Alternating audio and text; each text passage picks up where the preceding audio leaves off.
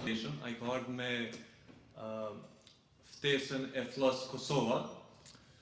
Unë përbëj shumë shkurt sot, se krejt ato që ka duhen ju më ndëgju, keni më ndëgju direkt prej personit të fjallë, po veç derisa mi falenderu USAID-in, edhe Kosova Private Enterprise Fund, derisa mi falenderu Ministrinë e Energjisë dhe Minjerave që e ka sponsoru këtë hapësinë sot. Edhe derisa mi tregu që mailing listat janë mrapa atje kur keni hy, mundi më regjistru lirisht të dalë ose të hy. Kjo ngjarje ka më zgjatë për 2 orë, kështu që nëse keni nevoja, dilni ka dalë pa bo zhurmë edhe mos e ndërprerni lutem, ose nëse doni me dalë më herët, mos na pengoni. Me këtë rast po ja jap fjalën Richard Stallman, unë e kryeta. Okay, Richard, please.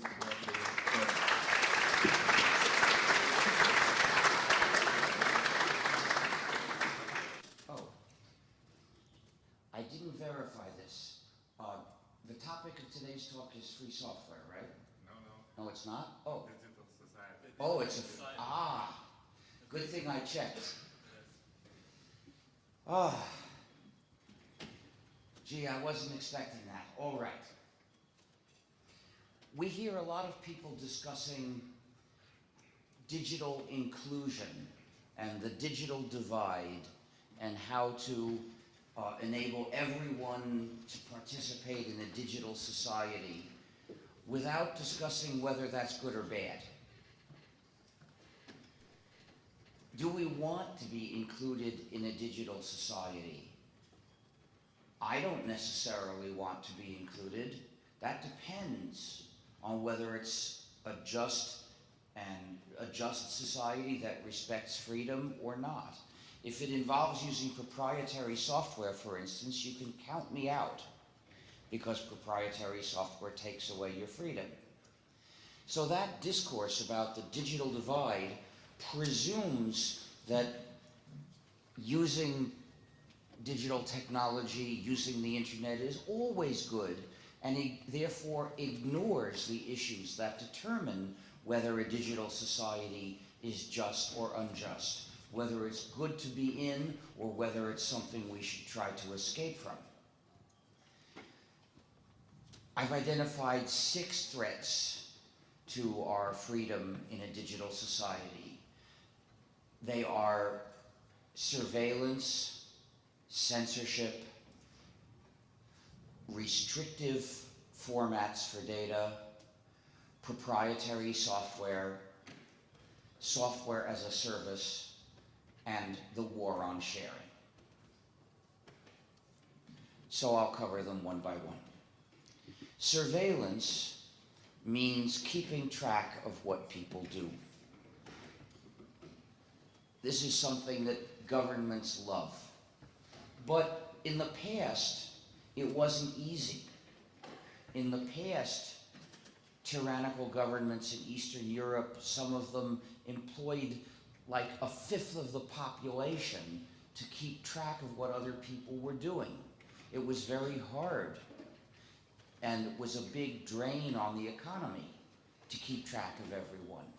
But digital technology can create a paradise for surveillance, making it as easy as pie to record everything about everyone.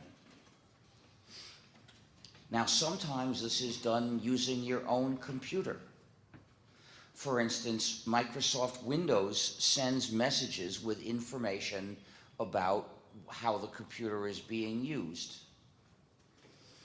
But often it's done through internet service providers. The European Union requires these companies to keep track of who people talk with for several years.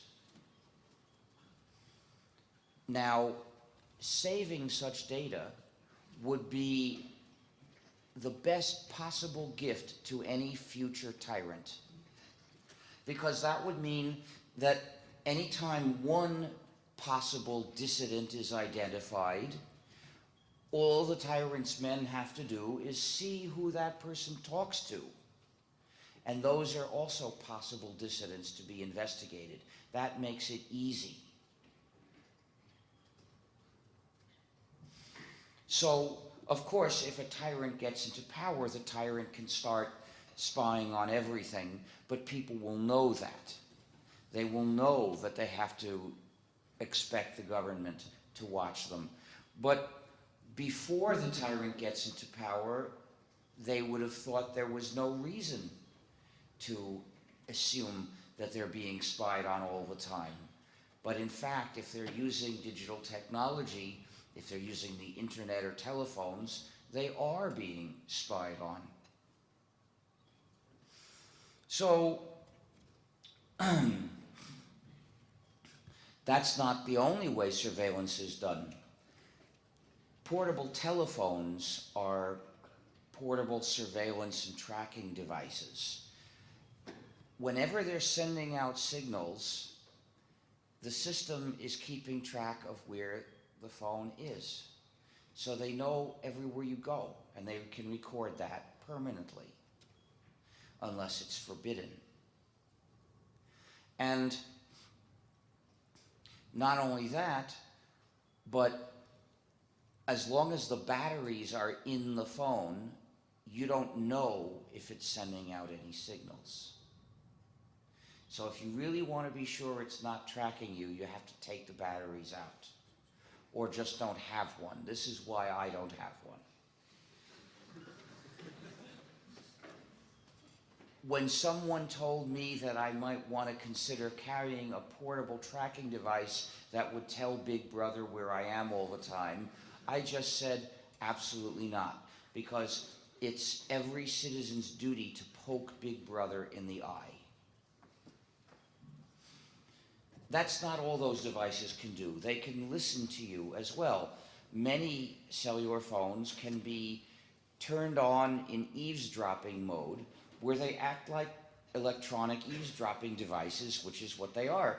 They can be told to start transmitting the sound that they pick up in the microphone without ringing, without showing any sign that they're doing anything. And you don't have to speak into the microphone for them to pick up the sound. They can pick up the sound from whoever is talking with you.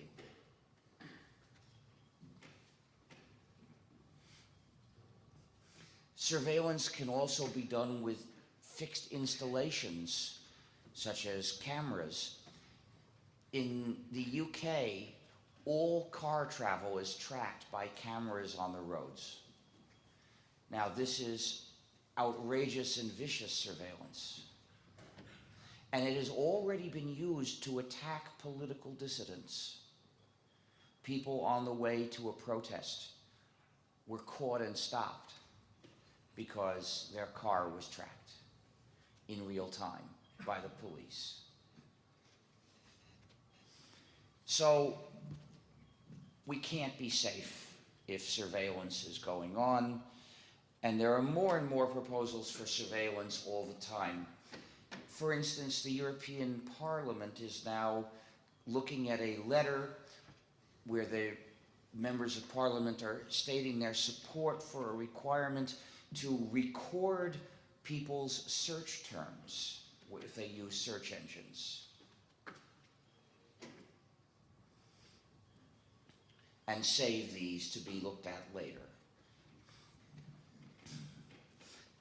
Now, the usual excuses for surveillance are either terrorists or pedophiles. But in regard to terrorists, at least the terrorists that are not working for a government, which is what most terrorists are working for, they are a real danger in some parts of the world, but it's a small one. For instance, a terrorist attack in September 2001 killed almost 3,000 people.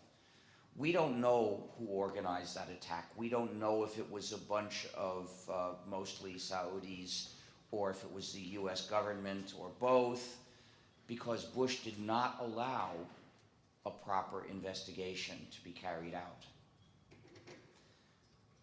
But let's suppose that it was not the US government, and let's compare it with an act of terror we know was done by the US government, namely the invasion of Iraq, which killed around 4,500 Americans and around 1 million Iraqis. So where's the real danger to anyone? It's from governments that don't respect our own freedom. And we mustn't give them carte blanche to do surveillance on us while they distract our attention with these other minor dangers. By the way, in September 2001, terrorists of some group or other killed about 3,000 Americans, and cars killed 4,000. But terrorists have been unable to repeat this since then. That is, those terrorists against the US at least. But cars have repeated it every month, 100 times since September 2001. So cars are apparently 100 times as dangerous as terrorists. So why don't we have a global war on accidents? It would make more sense. So that's the point. This is a distraction tactic. It's not completely false, but something comparatively minor is being used to get people upset so they ignore something more important. So we have to prevent surveillance. We have to prevent surveillance from being done with our own computers, and we have to prevent systematic surveillance from being done around us. Now, some people argue against this, saying that anybody could notice you if you walk down the street. And that's true. In a free society, we're not guaranteed anonymity. If you walk down the street, somebody who knows who you are might recognize that you were there. But this information is diffuse. To find it all is a lot of work. So people only do that work when there's a very important reason. And the people who are being asked if you were there, well, it's up to them whether to say that they remember you or not. So if they support the purpose, they'll say. And if they think the purpose is wrong, they won't say. And this also is a protection for society. But when a computer system is collecting information about us all the time, that delivers concentrated, pre-collected information about everyone for the use of those who have power and might want to use this information either for good or for ill. So, for instance, we might want to set up a safeguard. If we're going to have cameras watching cars drive by on the street, we might want to set up the system so that the only license plates it can see are the ones for which a court has ordered watching them. And thus, the rest of us, the system wouldn't record anything. This would be a real protection against collecting too much information.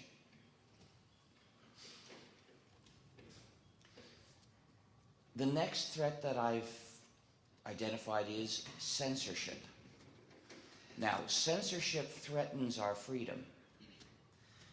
And once there is censorship in place for anything on the internet, it's very easy to extend it.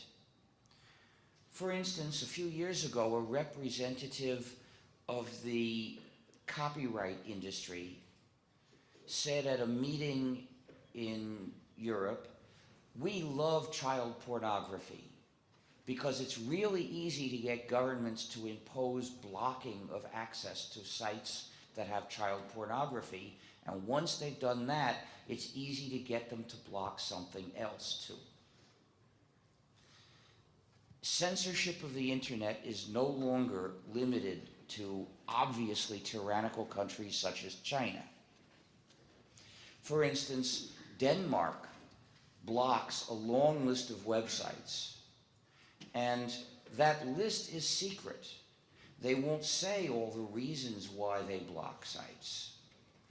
But the list was leaked and it was posted on WikiLeaks. Australia is proposing to block access to websites, but at present what it does is it forbids linking to certain sites. And one of those sites it forbids linking to, one of the pages is the page on WikiLeaks that has a list of the sites that are blocked by Denmark. In other words, information about censorship itself is part of what they forbid people to refer to. I notice a lot of people are leaving. I'm sorry. Oh well. But nothing can be done. It would make the speech twice as long if we tried to have it translated. So, the Electronic Frontier Australia made a link to a foreign political website and was told by the government it would be fined $11,000 a day if it kept that link up, because that site is on the forbidden list. So this form of tyranny is spreading around the world, and we have to be prepared to fight it. In 1970, China was able to censor the access of its citizens to information. And it did that by mostly cutting China off from the rest of the world, which had very large harmful byproducts. Today, China mostly succeeds in keeping its citizens cut off from the rest of the world, using censorship administered by a lot of government officials, and it does so without the economic penalty. So digital technology, with its flexible, with the possibility of programming it to restrict many people under the control of a few, is very effective for tyranny.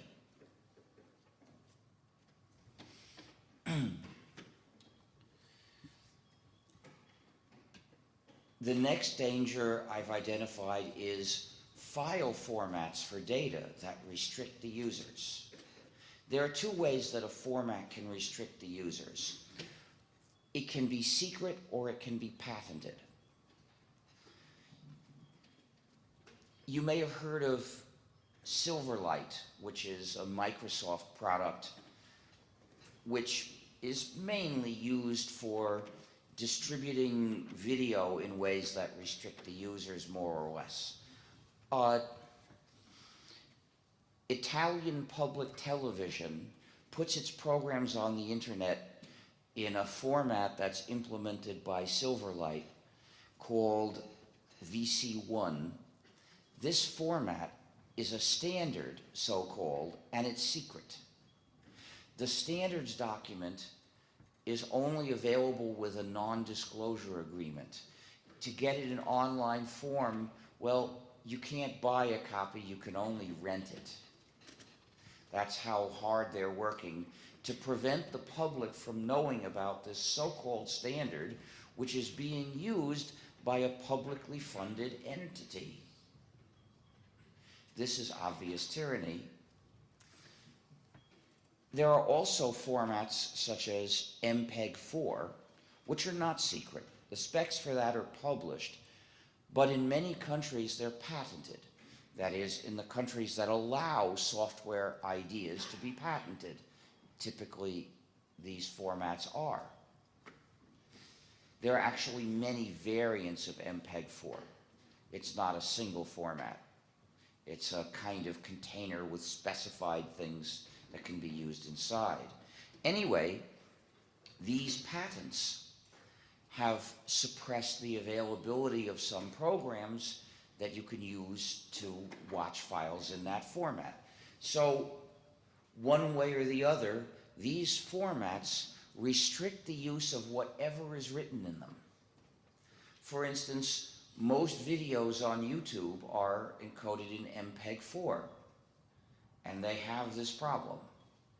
Today, if you upload a high definition video to YouTube, it'll get encoded in a new format called VP8, which is not restrictive.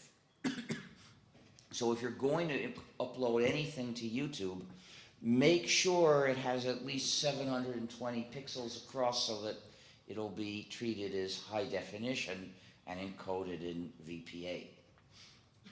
That's the only acceptable way to use YouTube at present. So,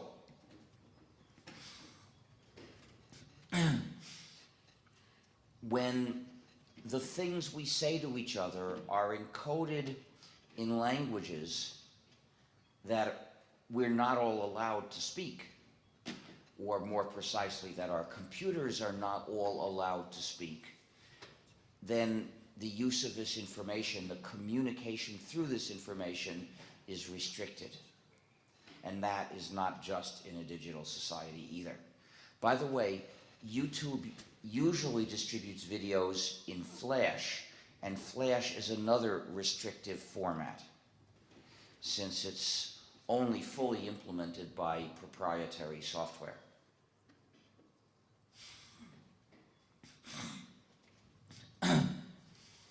So, the next threat to our freedom in a digital society is proprietary software, software that takes away the user's freedom. The software that respects your freedom is free software, free as in freedom, that is. Free software respects the user's freedom and the social solidarity of the user's community. If a program doesn't respect your freedom, that means it's a form of digital colonization. It keeps the users divided and helpless. Divided because they're forbidden to redistribute copies, forbidden to share, and helpless because they don't have the source code, so they can't change the program. They can't even tell what the program is really doing. So this enables these programs to have malicious features that the users can't remove. Malicious features can spy on the user. They can be designed to restrict the user. We call those digital handcuffs, or DRM, digital restrictions management. And there are backdoors, which can be used remotely to abuse the user in various ways. And these are possible in proprietary software because proprietary software is controlled by the developer. Free software is controlled by the users. You see, we know computers do what humans tell them to do. They don't have minds of their own. They only do what people tell them to do. But which people tell your computer what to do? Do you think it's you? If you're running only free software, then yes, it's you. You have control of what the software does. But if you're running proprietary software, then you are not the one who tells your computer what to do. It's the software companies, the owners of those programs, who decide what they will do and what they won't do. And you can only accept it. You either take it or leave it. So either the users control the software or the software controls the users. With free software, the users control the software. The users control the software both individually and collectively in whatever groups they choose to form. With proprietary software, the program controls the users, and the owner of the program controls the program, which means proprietary software is an instrument that gives this company power over the users. Proprietary software is simply a system of unjust power. So what makes for a free program? A program is free software if you, the user, have the 4 essential freedoms. Freedom 0 is the freedom to run the program as you wish. There are proprietary programs that don't even give you that freedom. Their licenses restrict what you are allowed to do with the program. Freedom 1 is the freedom to study the source code and then change it to make the program do what you wish. So this way, you are in control of what that code does, rather than surrendering to the control of the developer.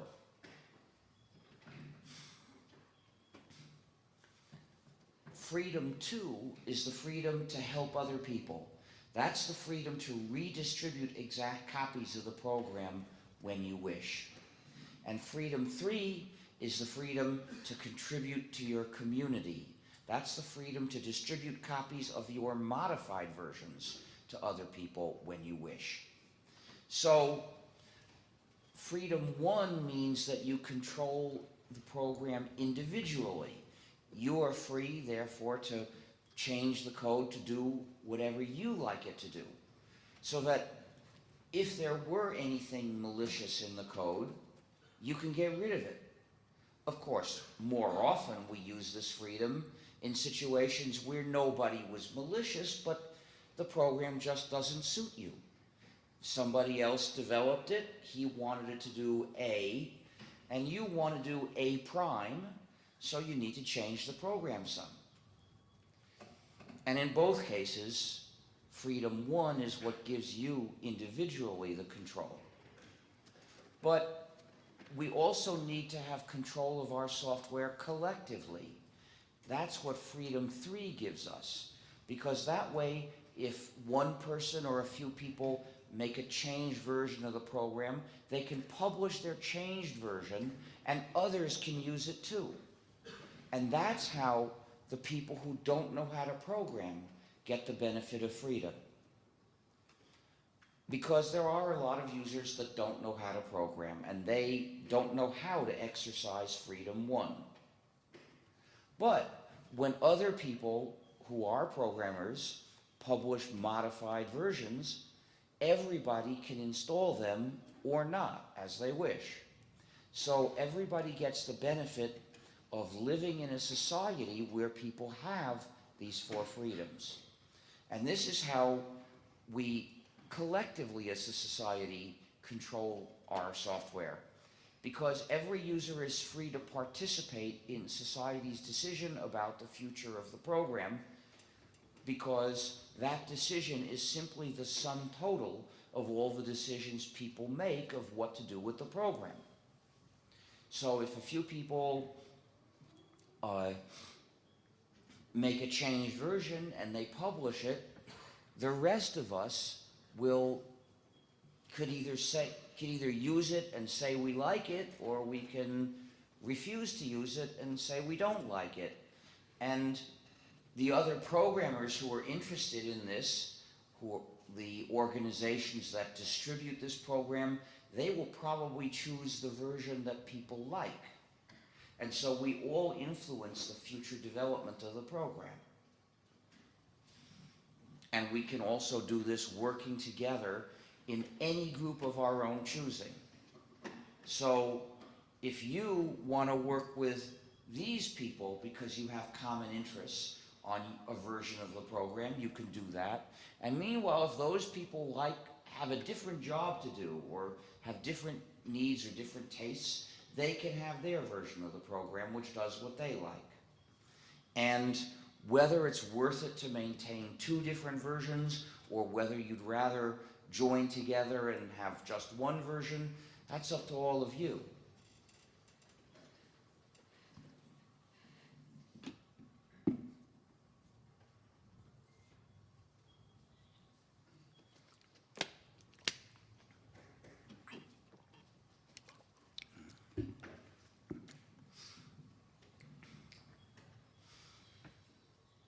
So we can't possibly use computers and have freedom unless we're doing it with free software.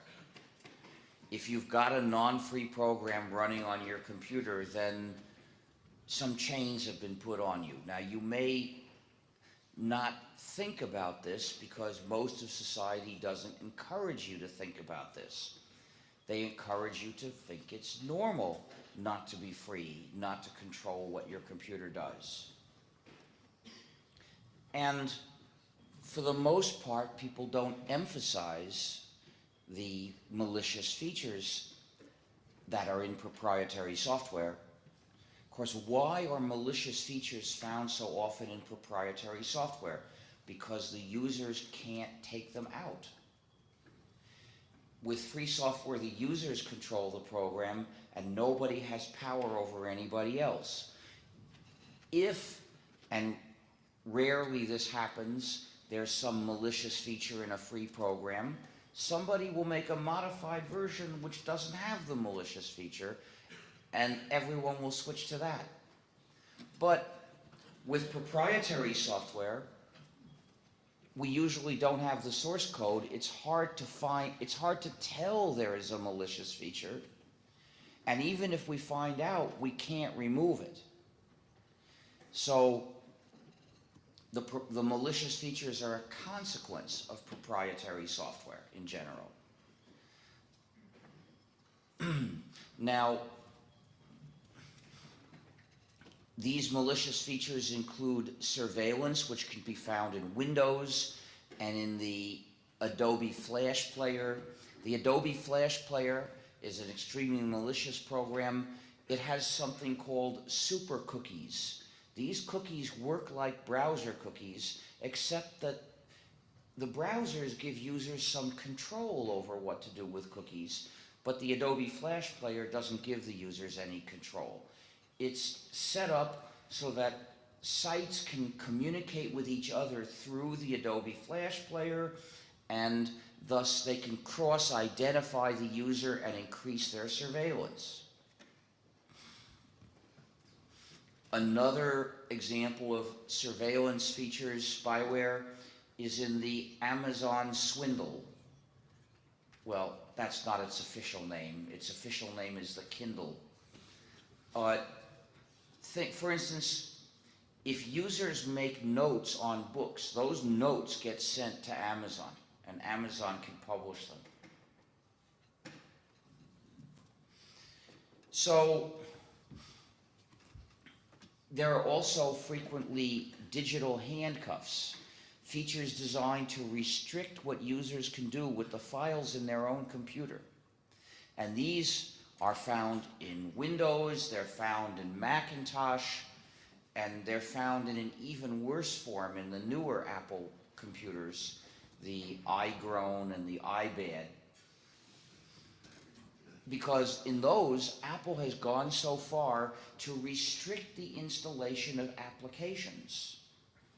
So people are not allowed to choose what programs to install in an iGrone or an iBad. They can only get applications from Apple's App Store. And Apple exercises very strict censorship of these applications.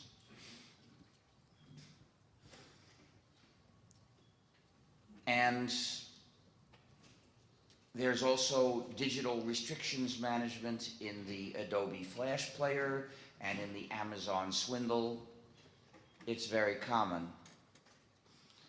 And then there are backdoors, which allow someone to remotely send a command to tell your computer to do something that you may not want. Now, Windows has a backdoor that can be used to forcibly install changes in the software. Microsoft can do this. As a result, any malicious thing that is not in Windows today could get put into it tomorrow. Now, there's also a backdoor in the iGrone and the iBad. For instance, Apple can delete applications remotely. So if Apple decides tomorrow that a certain application is no longer suitable, they can forcibly delete it from everybody's computer. The Amazon swindle has a back door too. We found out about this back door when Amazon used it. That was in 2009. Amazon used it to forcibly, remotely delete a lot of copies of a particular book. And the book that Amazon used to demonstrate the Orwellian nature of its product was 1984 by George Orwell. A book you should all read if you haven't, but not on a swindle. Now, this shocked people. And so Amazon said they would never do this again unless ordered by the government. That's awfully comforting, isn't it? So Amazon won't make your books disappear unless the government says to make your books disappear. I want to have my books in a form that the government won't know about. I buy books with cash. Nobody keeps any records of what books I buy. But with the Amazon swindle, the only place to get most modern books is from Amazon. And Amazon makes the customers identify themselves, which means that Amazon has a list of all the books each user has bought. Now that list is a dangerous form of surveillance. It must not be allowed to exist anywhere.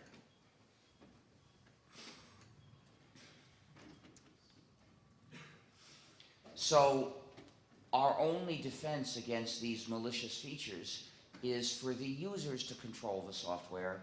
In other words, to have free software.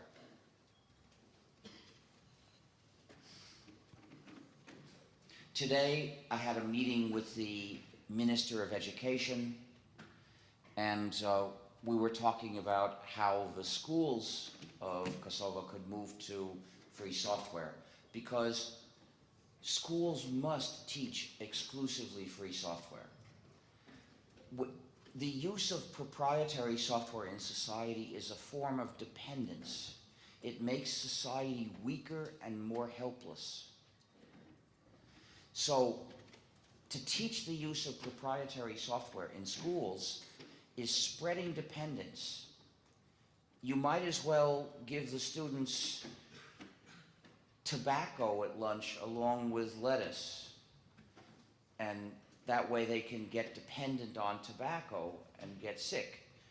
Or offer them needles full of heroin so that they can become dependent on that. The companies or the people that sell heroin will often give the first dose gratis. The idea is once you get dependent, then you have to pay. Proprietary software developers do the same thing to schools. They offer gratis copies of their non-free software to schools and students to get them dependent. But schools should not participate in that, because schools have a social mission to educate good citizens of a strong, capable, independent, cooperating, and free society. In the field of computing, that means teaching people to be free software users.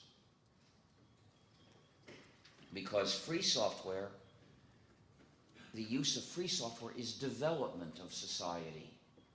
Free software is knowledge that's available to everyone to learn, so that people everywhere can understand it, and then they can maintain it and adapt it and extend it.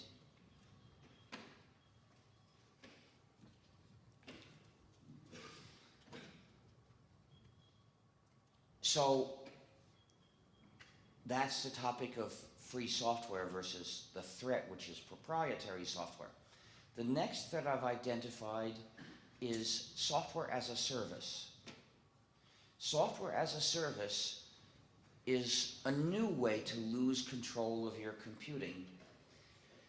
Here's how it works. Instead of doing your computing on the data you have in your machine by running a program in your machine, You send that data to somebody else's computer, and you're in that computer, and you don't know what, and then it sends the results back to you. Or perhaps it takes action directly for you. Well, the result of this is like running a proprietary program, because you don't control what gets done. The server operator controls what gets done. The mechanism is different. With proprietary software, typically you have an executable file, but you don't have the source code, which means it's very hard to find out what that program is really doing and almost impossible to change it. With software as a service, you don't get the source code and you don't get the executable either, because that's in someone else's computer, which means it's impossible to verify independently what's being done. Not with proprietary software, to figure out what the executable does is so hard that in practice it's not possible. But with software as a service, it's literally totally impossible. You don't control the computing. Proprietary software can have the malicious feature of spyware, surveillance. It can send messages with information about what's being done. With software as a service, you get the same result automatically, because in order to use it, you'd have to send your data to the server, so the server operator has your data. It's the same result as spyware, but without any specific code to do it. It falls out automatically from the architecture of the system. Some proprietary programs have a backdoor that allows someone remotely to install changes. For instance, Windows has this kind of backdoor. So Microsoft can change the software whenever it likes. This is because of special code in Windows to do this. With software as a service, the server operator obviously can install different software whenever he likes. So it's the same result, but without requiring any special code to do it. It falls out automatically from the architecture of the system. So software as a service is automatically equivalent to a proprietary program with spyware and a backdoor. You must not use it. You must not use proprietary software, and you must not use software as a service if you want to have freedom. The last of these threats to our freedom in a digital society comes from the war on sharing. You see, digital information technology makes it easy to copy and manipulate information. In particular, it's ideal for sharing copies of published works. Digital technology makes this so easy and so useful that just about everyone wants to do it. But there are some who don't want to let us do it. The publishers, typically big companies, want to restrict us. They want to stop us from sharing. And they will do almost anything to stop us.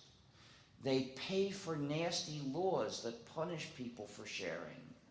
They sue teenagers for hundreds of thousands of dollars.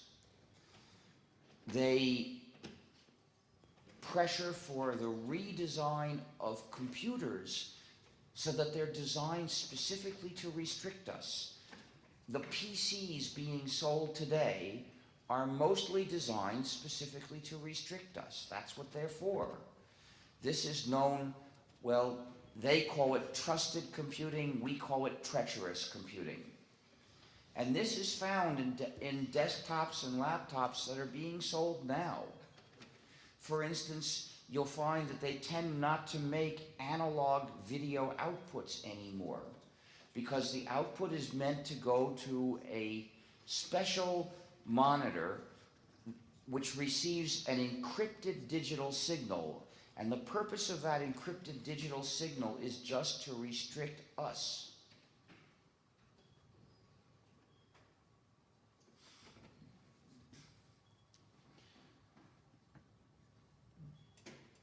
The latest tactic they have is the 3 strikes system, where people are punished by disconnection from the internet. The whole family gets disconnected, of course, or the whole house, not just the individual. And typically they do this based on accusations, they don't bother to verify the truth of these accusations. If the movie companies or record companies say that they believe you were sharing with other people, then you get disconnected. What's clear is the governments that do this are the enemies of their own citizens. They don't represent the people. They don't want to serve the people. They work for mega corporations. And their purpose is to impose the power of the corporate empire on the people. They're governments of occupation.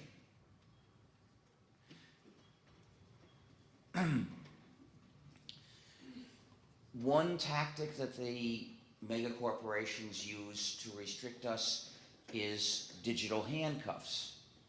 But programmers are clever. Programmers in the free world have figured out ways to break the digital handcuffs in many cases. Since the mega corporations couldn't stand for that, they told our governments to make it illegal to break the digital handcuffs and illegal to tell people how. And this means that there are many formats for publication and distribution of published works which are secret, and they're secret for the specific purpose of restricting people.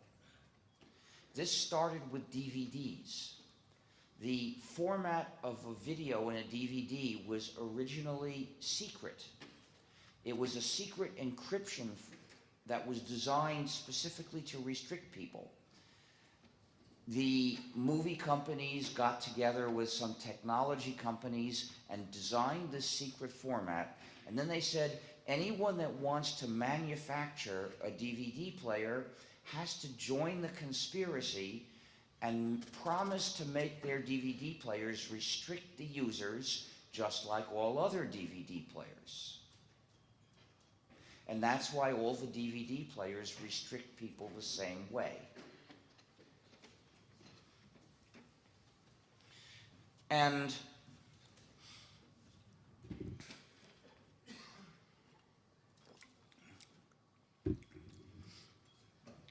that worked for a while, and then people figured out the format and published a free program that could be used to watch the video on a DVD. So the movie companies paid the US government to pass a law to make that software illegal. And then it was extended to the European Union and various other countries.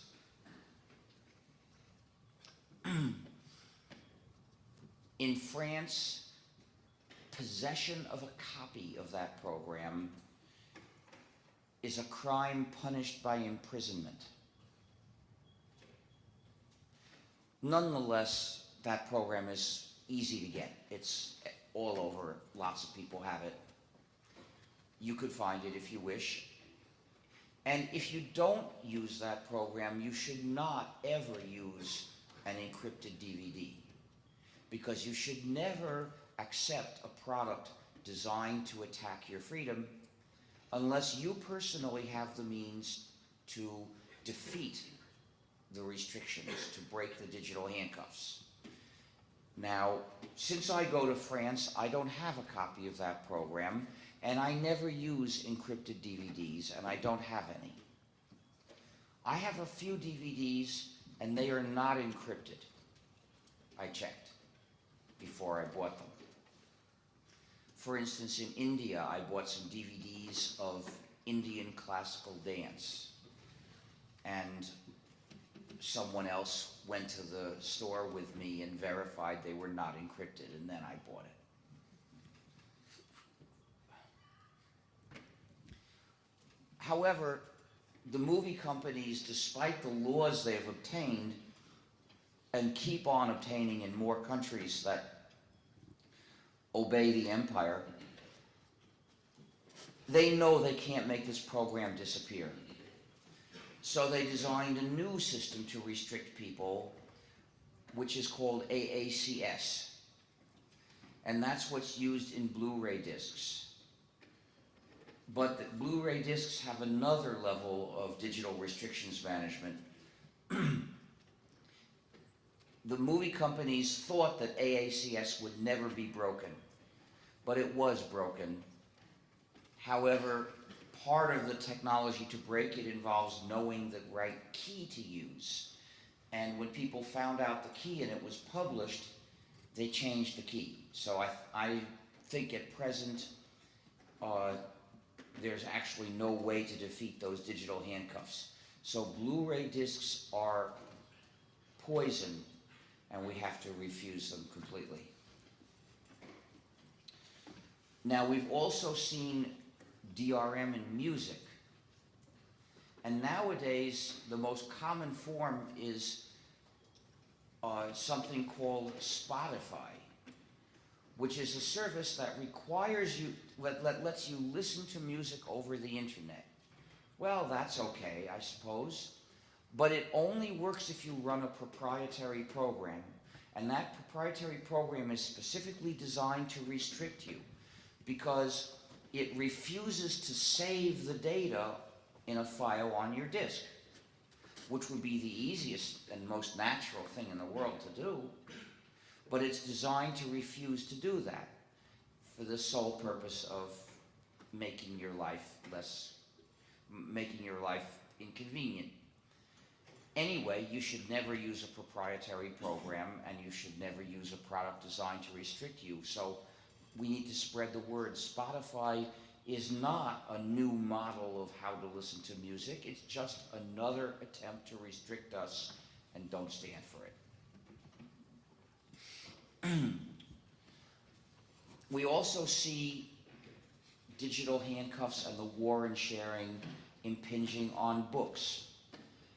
Among the traditional freedoms of readers, we can identify the freedom to buy a book anonymously by paying cash, the freedom to give the book to somebody else, to lend it to your friend, to sell the book to a used bookstore, and also the freedom to keep the book as long as you wish.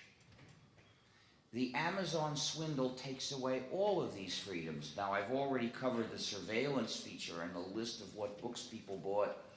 I covered the back door that doesn't let people keep their books. It's the digital handcuffs that stop people from giving away their books, lending their books, and reselling their books. So imagine if you went to your friend's house and there were no books.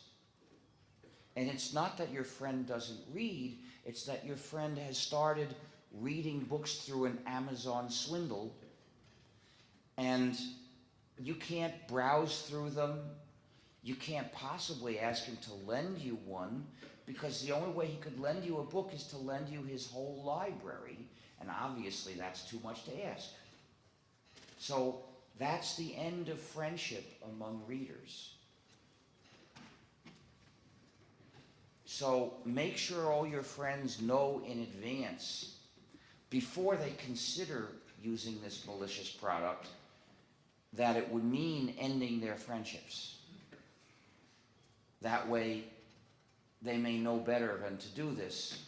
They may decide to preserve their friendships if they realize this is the consequence it would have. So, to end the war on sharing means legalizing sharing.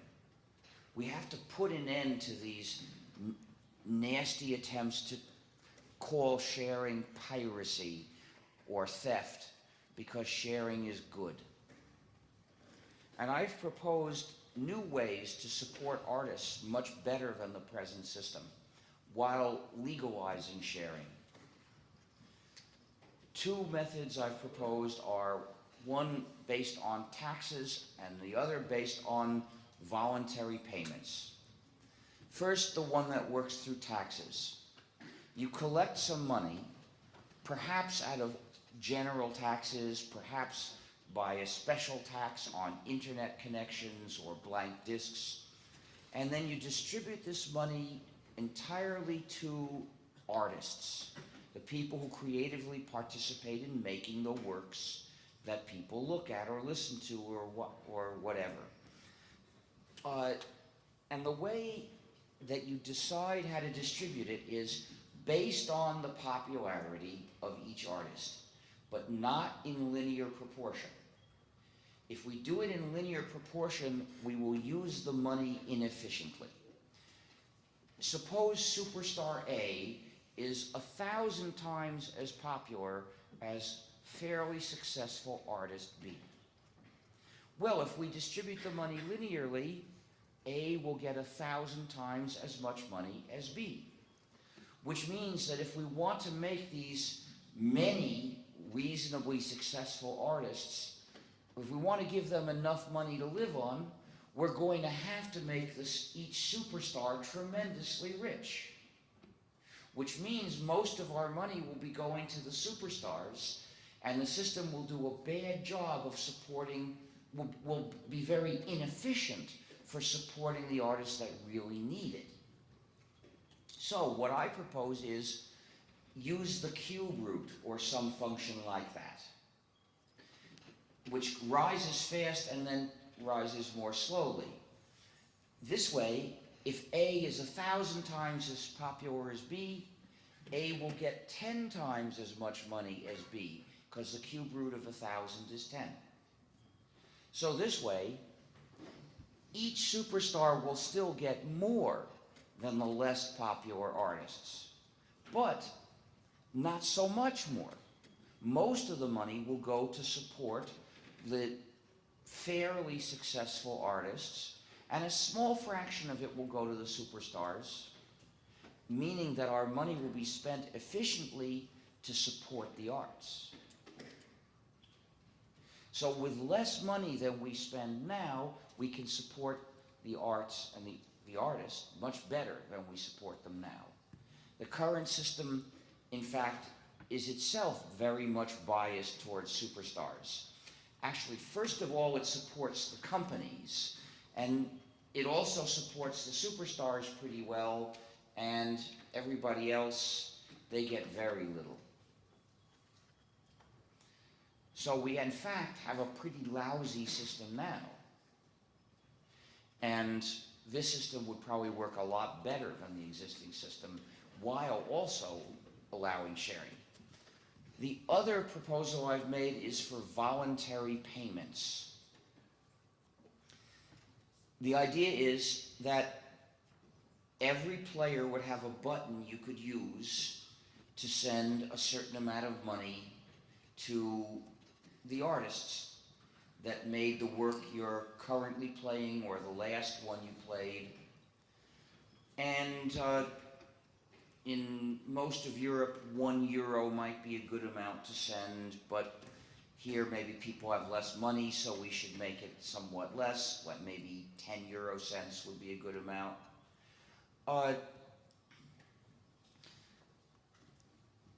And you can push the button or not. It's totally up to you. You're not punished, you're not compelled, you're just invited to send some money to the artists. But why not? It's not a lot of money, and most people could send that much and not miss it.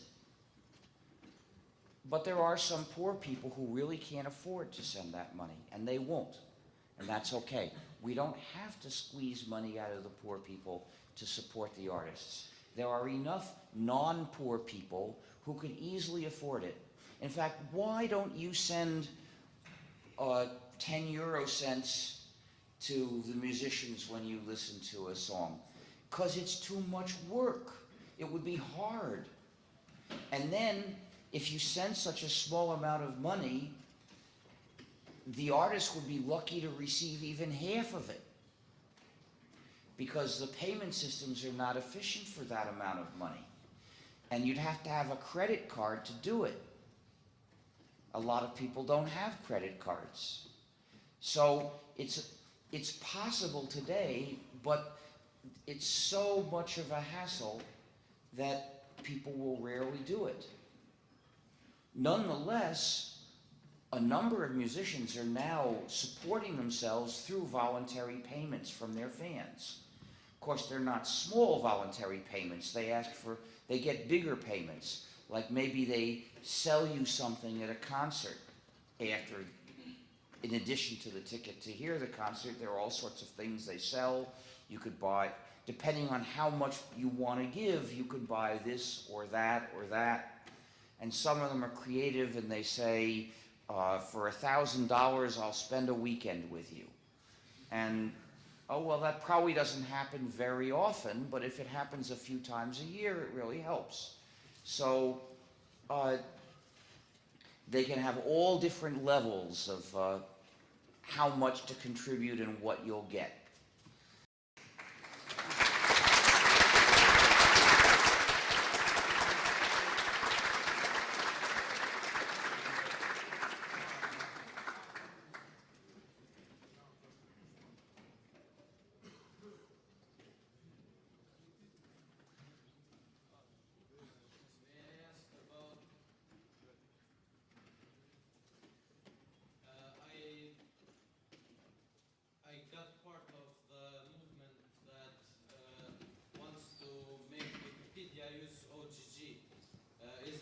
Wait, I thought Wikipedia does use OGG. YouTube. Well, actually, there's progress, and the reason is Google bought a company that designed the VP8 format and has released free software to play it and make it. So,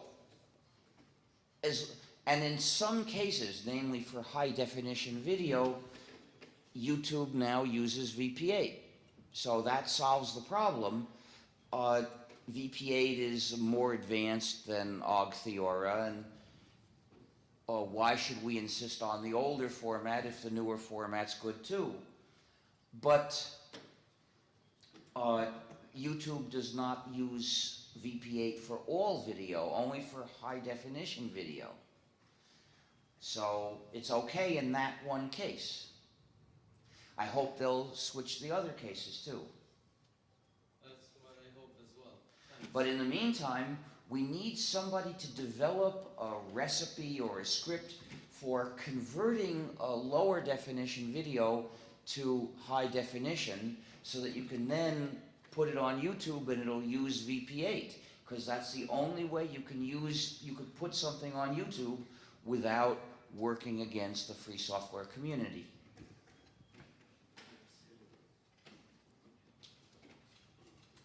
I read your article about cloud computing, and you recommend that it's not a good thing. Actually, no. I didn't ever write an article about cloud computing. I made a statement about 2 years ago, a very short statement that was in an interview, saying that cloud computing was bad, and later I regretted it because I realized the term cloud computing is so vague that you should never say anything about it, and I don't use that term. There are so many different things lumped together in that term, and some of them are bad and some are okay, so I won't make any statement about it. I published an article a couple of months ago, and I didn't use that term. I used the term software as a service. That article explains why software as a service is bad. It was my bad. I was referring to that article. Is it good to be used this software as a service by Linux? First of all, you can't use anything with Linux, because Linux by itself won't run. Linux is a specific program, it's a kernel, and it's one component of an operating system. Now, the system you're probably thinking of using is the GNU system together with Linux. So that's the main free operating system that exists today, and you should certainly use a free operating system, either that one or some other one. But no matter what operating system you're running, software as a service is always bad, because it always means you lose control of your computing.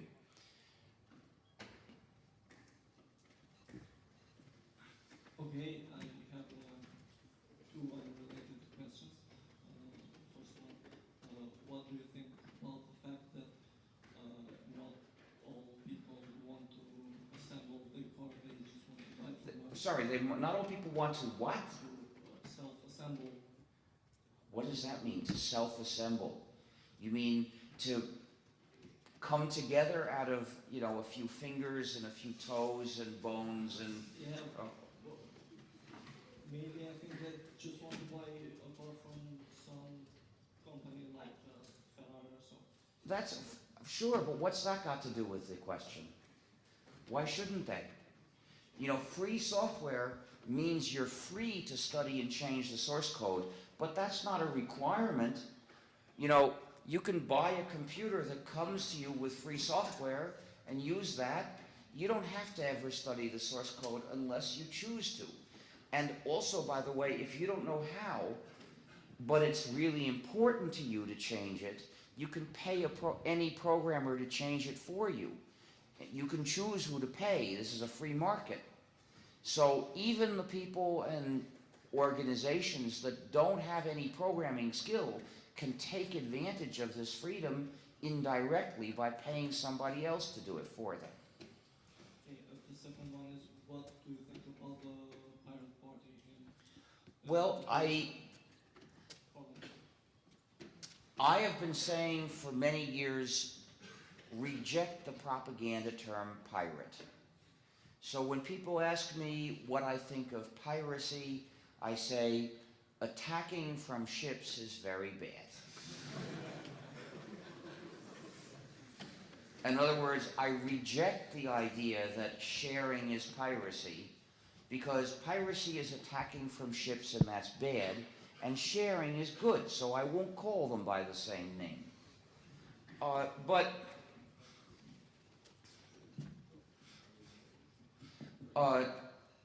the Pirate Party represents an attempt to turn the term around, to make it a badge of defiance. And I wish them success, and I'm not against it. So if you want to talk about, if you want to help them turn the term around, please do, but don't ever use the term in any other way to refer to sharing. Now, as for the program of the pirate parties, they're different. The Swedish Pirate Party, which was the first one, adopted a program which overall I mostly agree with, but in one ironic, surprising way, it backfires and hurts free software. So I propose some changes they could make to avoid that problem. And so far they haven't listened, but a couple of other Pirate Party organizers from other countries have spoken with me and worked out programs that I could agree with. They asked my advice. I'm not a member of those parties. But there's another thing that I'm disappointed with in the pirate parties, which is that they are very firmly refusing to take a stand on any other issues except those relating to the freedom to share and, in general, freedom of use of the internet and surveillance against surveillance. But they don't take a stand to stop global warming, for instance. And that's also a tremendously important issue. We could have tens or even hundreds of millions of people fleeing from areas that are uninhabitable in a few decades. Large areas could be submerged. Not here, I suppose. You're too far above sea level, but in Bangladesh, areas where millions of people live are likely to be submerged because of rising seas caused by global warming. And all the coral reefs in the world could be killed off by the carbon dioxide that's making the ocean more acidic.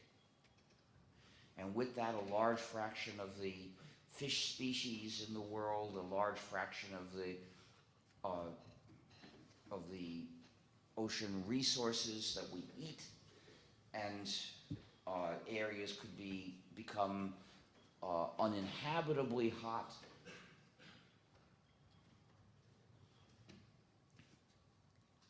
So I'm not, in fact, a supporter of the pirate parties, but I agree mostly with the things they say. You described two systems for rewarding the artist. I don't say rewarding, I say supporting. Okay, supporting. One based on taxes and one based on pushing buttons of Voluntary payments. voluntary payment. Do you think that they can be used for supporting programmers as well? Because It's hard to use these, it's harder to do this to support programmers, and the reason is, in free software, it's common to have hundreds or even thousands maybe of people who contributed to to one program, and to figure out how this money should be divided among them is extremely hard. Fortunately, free software is, a lot of free software is getting developed anyway.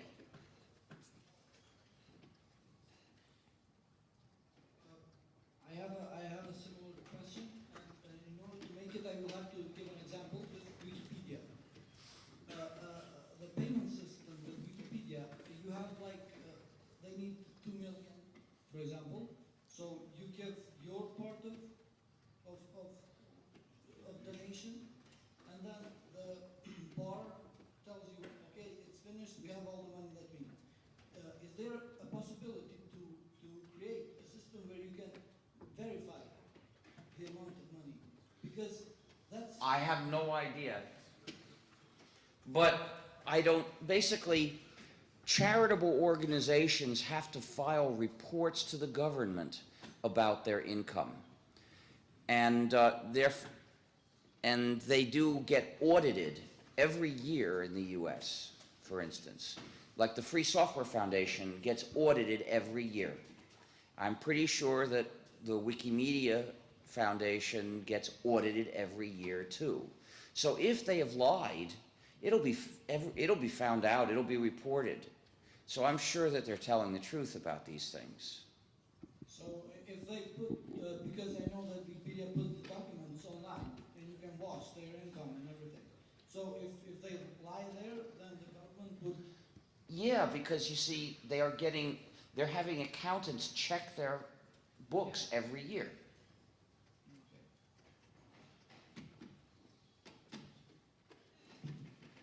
A few days ago, Google announced that it's abandoning Windows operating systems. Well, that's wise. Unfortunately, they are still using Macintosh, which is also a malicious system. Yes, but there are assumptions that they will use Macintosh or GNU Linux.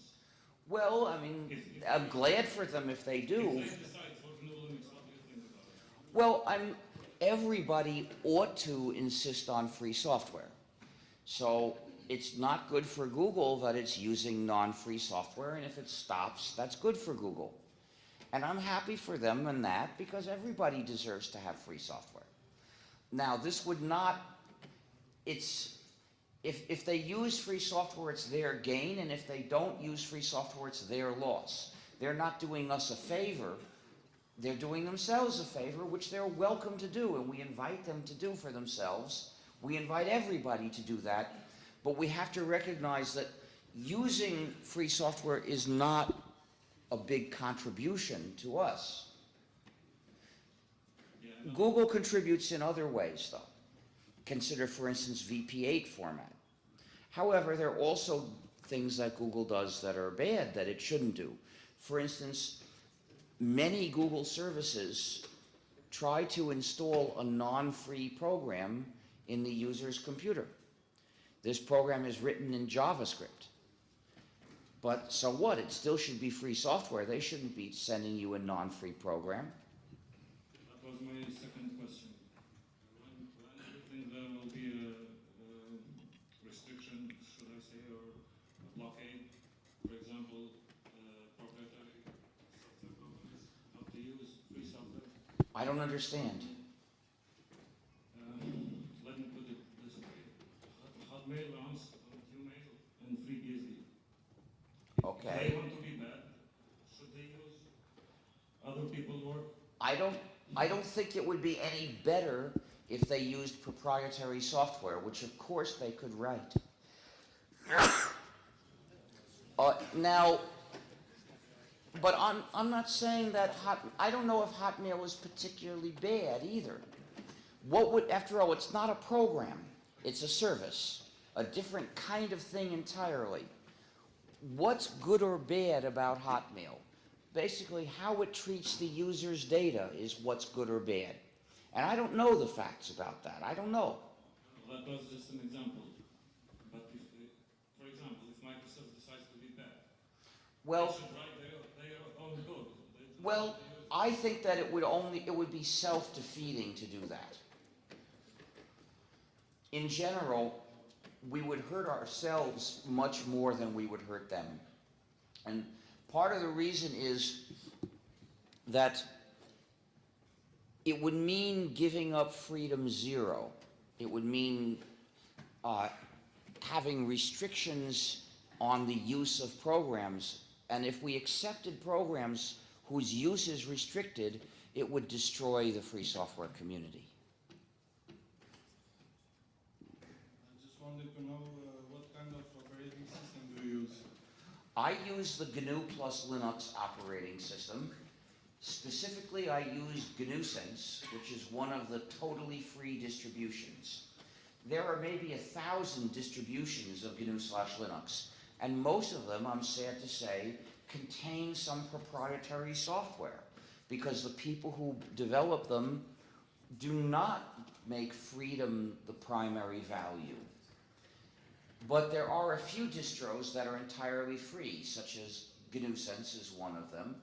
The list of these can be found in gnu.org/distros. Now, on this particular machine, which has a MIPS processor, the only free distro that runs is GNU Sense. On PCs, there are other free distros that run.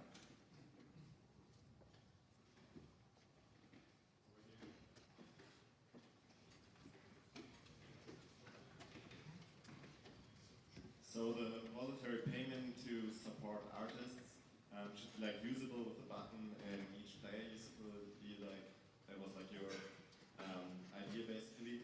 How could an organization be organized that takes care about those voluntary payments without taking like track of who is listening to who? Well, the technology exists for this.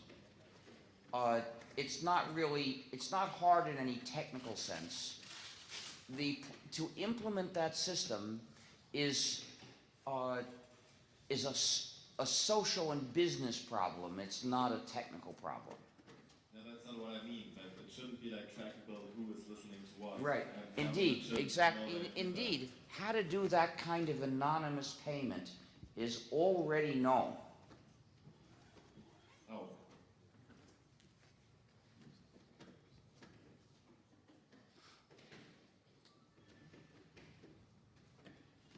Okay. Yeah, speak. You were making the point that software as a service basically gives us all the bad attributes of proprietary software. In your view, where do you make the distinction between services on the internet and software as a service? Well, okay, let me say. why- Software as a service is a kind of service which is equivalent to giving you a program to run. So in other words, it's doing your computing on data that you provide. There are many other kinds of services in the internet which don't fit that description. Consider, for instance, a search engine. There, the job it's doing is searching through somebody else's data. That's not the kind of computing you could even conceivably do in your own computer. And then there are a lot of services that do various kinds of communication and publication.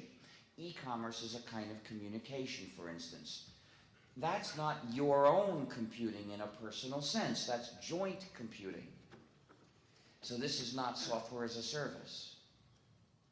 Okay.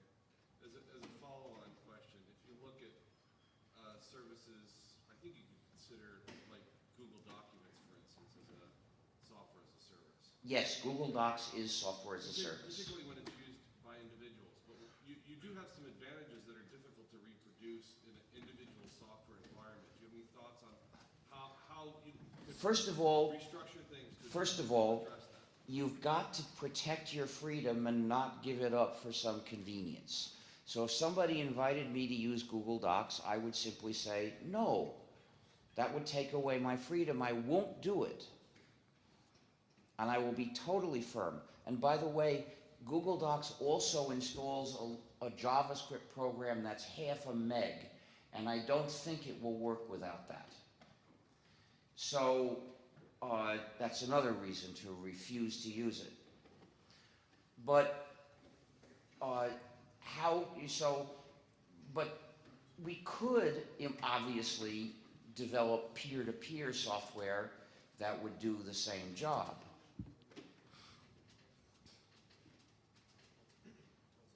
Yeah, I mean, part of the advantages are you know, that you only have to use a browser and So what? all the documents are available online to everyone simultaneously. Well, that basically means you're letting yourself be helpless. Yeah. So I don't want to have my data stored in some company and access it through a browser. Mr. Stallman, thank you for the perfect speech. From your practice on the use of free software, I would like to know your opinion about what's the best way of spreading the use of free and open source software in Kosovo. Well, I'm not concerned. I don't actually work for open source software. I didn't explain this, but open source is a totally different philosophy from free software. I told you the philosophy of free software, which is about respect for the user's freedom.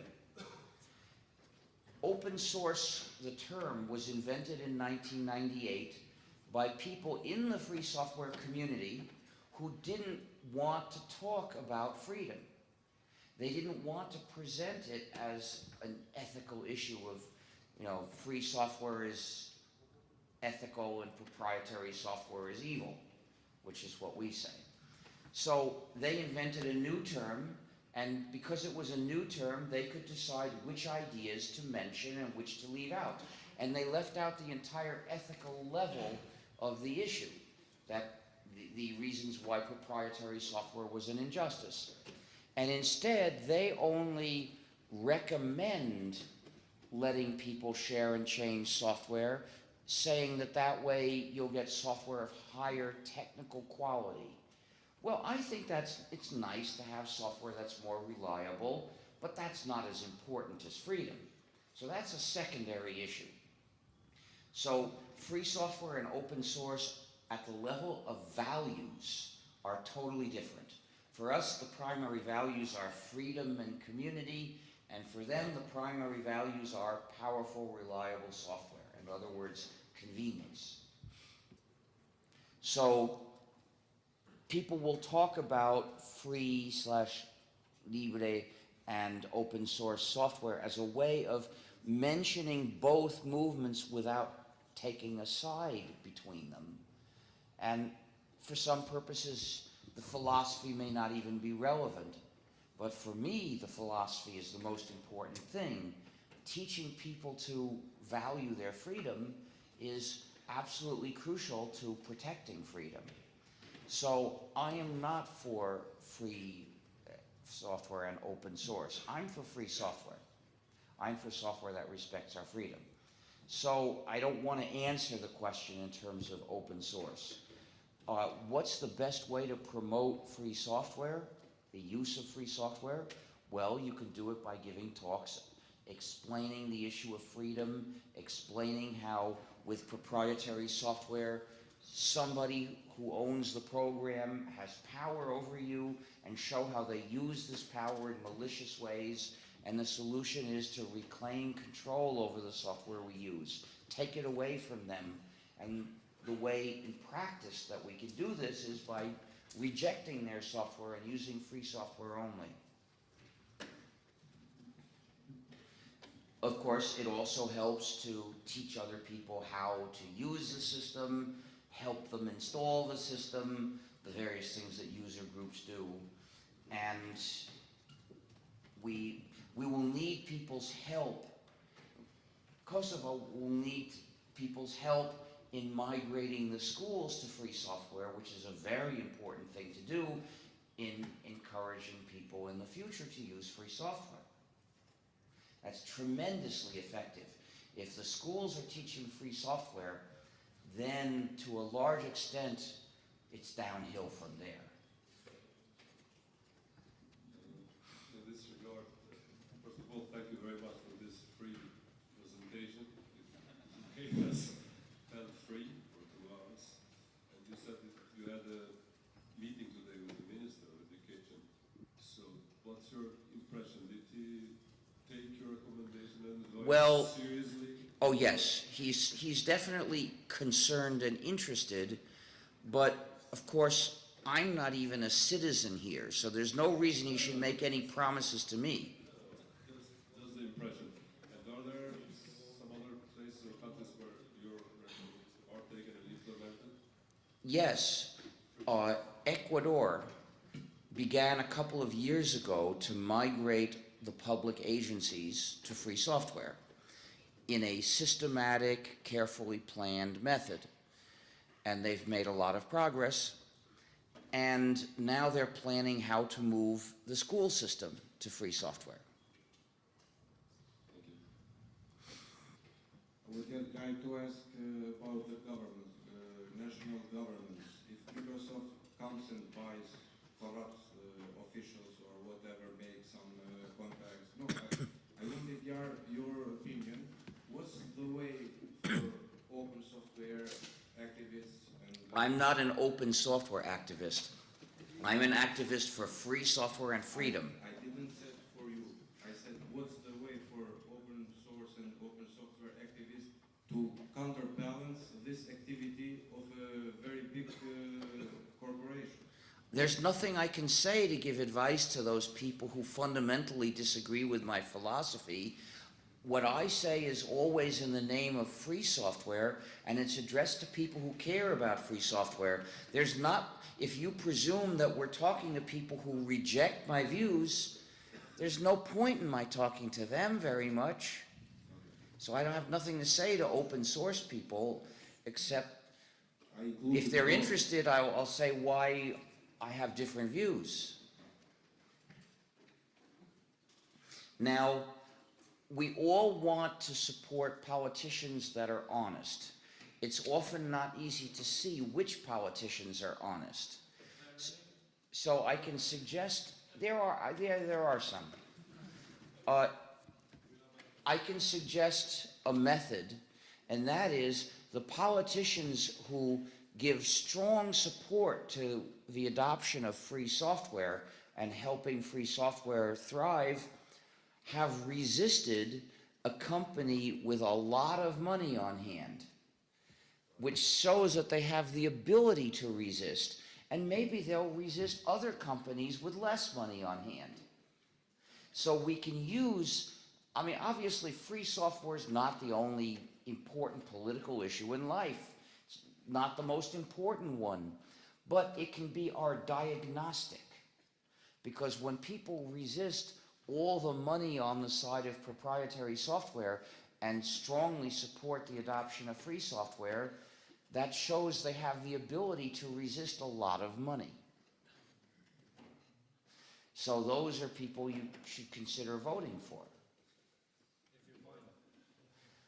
Yeah, but in a lot of parts of the world there are some. The point is, don't be defeatist. There's plenty of reason to be skeptical.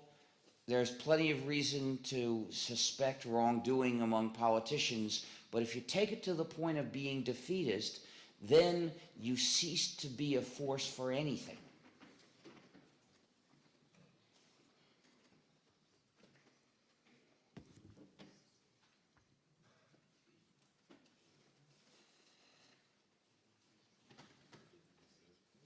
Any more questions?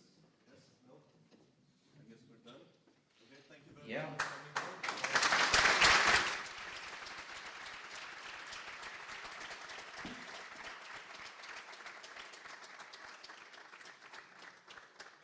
There are still some stickers, my favorite ones, iPad over there.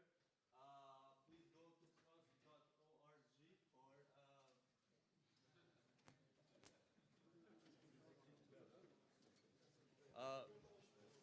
so please go to plus. Okay, good.